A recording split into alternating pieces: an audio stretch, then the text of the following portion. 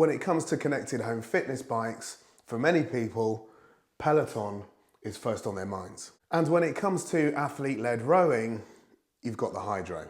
If you're wondering which one to get, or you already have one and you're wondering if you should have the other one, then this video will really help. Let's get cracking.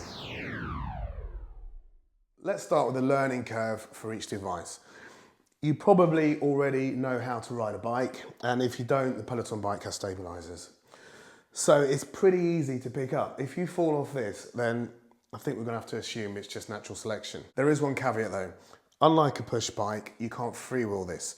So that means if you stop pedaling, if you're pedaling fast and then you stop pedaling, you're gonna get launched towards the front of the bike. But I can assure you, every Peloton rider has done it, and it only ever happens once. Peloton also have some really good bike setup videos, how to get your seat depth in the right place, the height, handlebar adjustment, clipping in and clipping out. They also have some form videos just to confirm your setup and the different positions you're going to be in when you're on the bike, and also how to adjust the screen when you're off the bike. The Peloton Bike is really easy to get to grips with. Clicking in is pretty easy for a new rider, but clipping out, that takes some practice. Then just start here with the beginner rides, and this will bring them all up for you. Under the program section, you've also got You Can Ride, which is also a good progression if you're a new rider.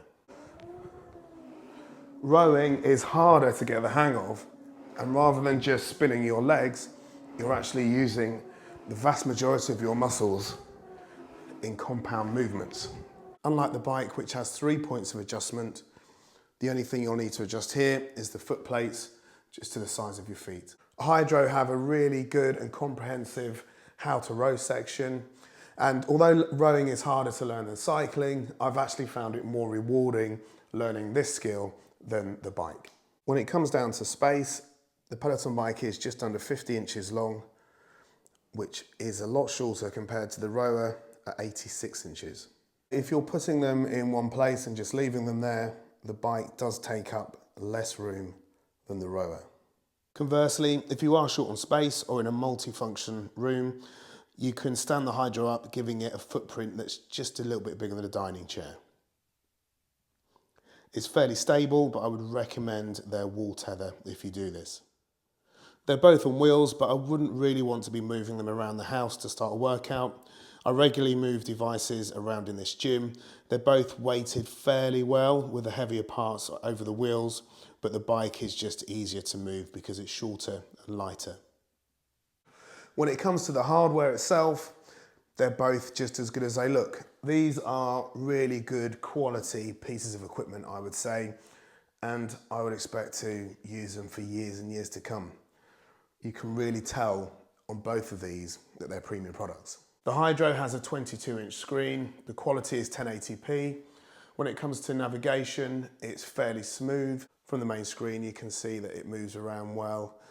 Generally, there's not any lag, and it feels pretty good.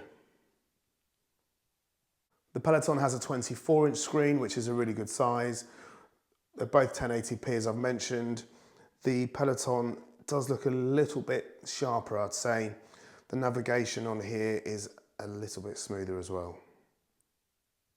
When it comes to price, this is a little bit tricky. So they both have a subscription. The Peloton is $39 a month and the Hydrow is $38 a month. So about the same. When it comes to pricing for the machine, the Hydrow is cheaper, I would say closer to the price of the Peloton Bike, the original Peloton Bike, and the Peloton Bike Plus is more expensive. With Peloton, they generally seem to change their prices maybe once or twice a year. Hydrows seem a lot more dynamic with their prices and seem to have really good offers on most of the time.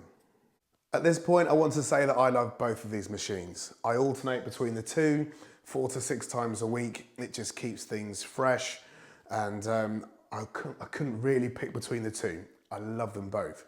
I've got multiple videos on both of these. If you are thinking about buying a Peloton bike, then the website is just one Peloton plus your country code. If you're thinking about buying a Hydrow, then I'll put a link in the description which will take you to the very best price on their website. and it also helps support the channel, so thanks. When it comes to cardio and muscles worked, both of these machines will give you an amazing cardio workout. You will really know that you've worked out in either one of them. However, there is a big difference in the amount of muscles they work whilst you're working out. With the bike, you're going to feel it most in your lungs and your legs. They do have weights for the bike, and never underestimate tiny weights because they just get you with the reps. So there are workouts where you can do upper body as well, but for the most part, it is a lower body workout. The Hydrow works 86% of your muscles, and you can really tell when you're doing a workout. So in addition to the cardiovascular benefits, it really feels like a comprehensive strength training workout as well. The only areas where you don't feel it on the rower is in your chest and your triceps. If you only wanted to commit to say 20 minutes a day, every other day, a fairly small commitment, and especially if you do it before you have your morning shower, then the Hydrow offers a lot more bang for your buck. One thing Peloton do excel at though is their strength training classes. Now, if you've got the extra time, these are really good. This is world-class content here, I think. My wife just loves this instructor. I don't know why, but every time I see her working out, it's with this chap. So with the bike, you will want to do this in addition to the cycling. So it will take more time, but I do think if the bike's for you, that it's absolutely worth it. And especially if you want to lose weight. Now, I'm no PT, I'm a landlord. But according to medical people such as Harvard and WebMD, you naturally lose 3 to 5% of your muscle mass a decade over 30. In addition to that, if you're losing weight, your body can strip muscle as well as fat. Sarcopenia is not fun. So the strength training on both devices, but more so on here because you're not getting the upper body strength training that I talked about earlier, is just really, really important. You don't want to, I feel like I'm going on, but you really don't want to start to lose weight or get older and not grow or maintain the muscle that you've already got. When it comes to calorie burn, most people seem to think that the rower burns 20% more calories than the bike for the same duration of time. And I can see why they would say that because you're using more muscles, as I've said. However, for me, and providing both of these machines are accurate, it's the same. So it's normally 5 to 10% either way, depending on what type of workout I'm doing. So personally, I haven't seen any difference between the two. I'm not sure that most people will unless you're really, really going for it. When it comes to volume of content, it's hands down to the Peloton. In addition to cycling, you've also got boot camp, you've got strength, you've got cardio workouts, you've got stretching, yoga, and also meditation. In the app as well, you've also got all of the running and the walking workouts, and on your phone, there's audio versions as well. So if you want to go for a walk and be coached for a walk or a run, they're really good. Although Hydrow only have about 3,500 workouts in total, they do have a variety, not just rowing. So you've got the 3 different types of rowing. You've also got point of view rowing, which is just you in a boat, so like a just row function. They do have strength training, mobilities, Pilates, 3 different types of yoga, as well as learn to row. One thing you do find with the Hydrow workouts though, is they do have by far the best locations that they film in. When it comes to class quality, it's kind of horses for courses really. The Peloton workouts do feel a little bit more polished, but the Hydrow workouts do feel a little bit more natural and less corporate. The Peloton screen on the bike is at a really good height for strength training. However, the screen on the Hydrow here is at a much better height for things like yoga and Pilates and floor work. Peloton have more of a kind of in-your-face Instagram type look about a lot of their workouts and their instructors. whereas Hydrow, it feels more as much as like a coaching session than it does a workout. So, I mean, if you're a bit of an introvert, you're probably gonna prefer the Hydrow a lot more. If you don't mind a little bit of noise, then Peloton might be for you. Alternating between the two gives me a good balance.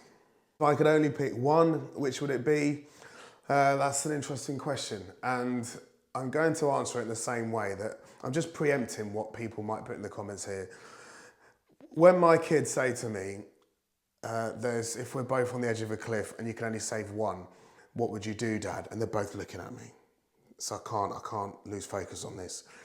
I don't do what my dad did once and answer the question. Don't answer the bloody question if you ask this question. I just look straight ahead and say, I'd push you both off and try and enjoy the rest of my life. So in short, it's whatever you think is good for you. If you're really short on time, then the Hydrow is excellent. If you want lots of content, then it's the Peloton. I think hopefully you've got enough information to know which one you'll use, which ultimately is the most important thing. There's no point getting the one that you think is the best one to get fit and healthy if it's the one you're not going to use. Hopefully this video has given you enough information and you make the right choice. Well, I hope you've enjoyed it. If you have, fantastic. Don't forget to hit the like button, and until next time, see you soon.